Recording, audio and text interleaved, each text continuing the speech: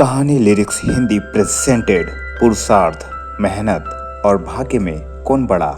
एक बार पुरुषार्थ और भाग्य में इस बात पर ठन गई कि कौन बड़ा है।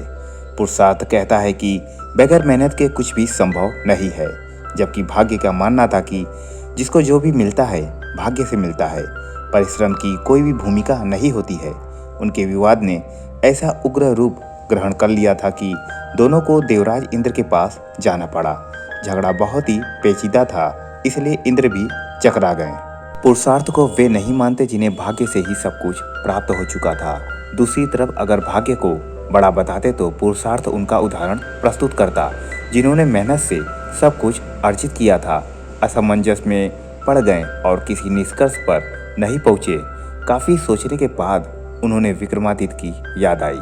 उन्हें लगा सारे विश्व में इस झगड़े का समाधान सिर्फ वही कर सकते हैं। उन्होंने पुरुषार्थ और भाग्य को विक्रमादित्य के पास जाने के लिए कहा। पुरुषार्थ और भाग्य मानव भेष में विक्रम के पास चल पड़े। विक्रम के पास आकर उन्होंने अपने झगड़े की बात रखी। विक्रमादित्य को भी तुरंत कोई समाधान नहीं सूझा और उन्होंने दोनों से 6 महीने की मोहलत मांगी और उन्होंने 6 महीने के बाद आने को कहा। जब वे चले गए तो विक्रमादित्य ने काफी सोचा।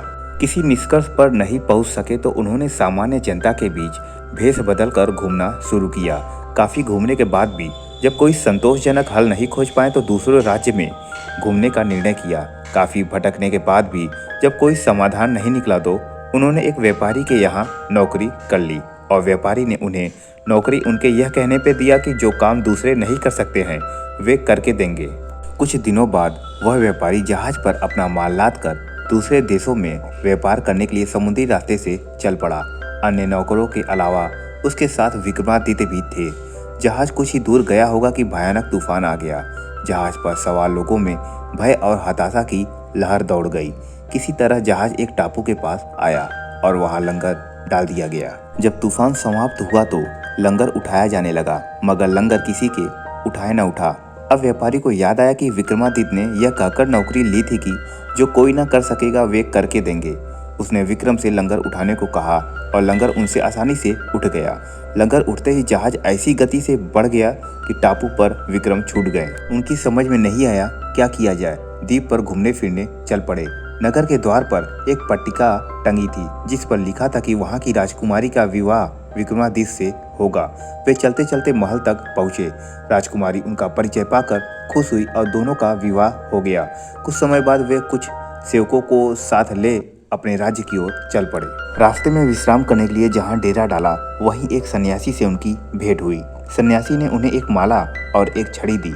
उस माला की 2 विशेषताएं थी। उसे पहनने वाला अदृश्य होकर सब कुछ देख सकता था तथा गले में माला रहने पर उसका हर कार्य सिद्ध हो जाता। छड़ी से उसका मालिक सोने के पूरे कोई भी आभूषण मांग सकता था। सन्यासी को धन्यवाद देकर विक्रम अपने राज्य लौटे। एक उद्यान में ठहरकर संग आए सेवकों को वापस भेज दिया तथा अपनी पत्नी को संदेशा भिजवाया कि वह शीघ्र ही उसे अपने राज्य में बुला लेंगे। उद्यान में ही उनकी भेंट एक ब्राह्मण और एक भाट से हुई।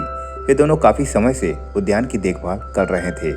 उन्हें आशा थी कि उनके राजा कभी उनकी सुध लेंगे तथा उनकी विपन्नता को दूर करेंगे। विक्रम पसीज गए। उन्होंने सन्यासी वाली माला भाट को तथा छड़ी ब्राह्मण को दे दी। ऐसी अमूल्य चीज पाकर दोनों धन्य हुए और विक्रम का गुणगान करते हुए चले गए। विक्रम राज दरबार में पहुंचकर अपने कार्य में संलग्न हो गए।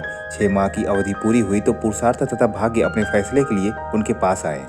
विक्रम ने उन्हें बताया कि वे एक दूसरे के पूरक हैं। उन्हें छड़ी और माला का उदाहरण याद आया।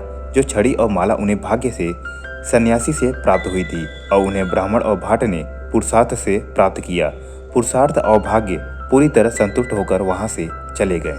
तो दोस्तों, कैसी लगी आपको यह स्टोरी मुझे कमेंट बॉक्स में जरूर बताएं और ऐसी ही अच्छी स्टोरी सुनने के लिए मेरे चैनल कहानी लिरिक्स हिंदी को लाइक और सब्सक्राइब करना ना भूलें। जय श्री राम।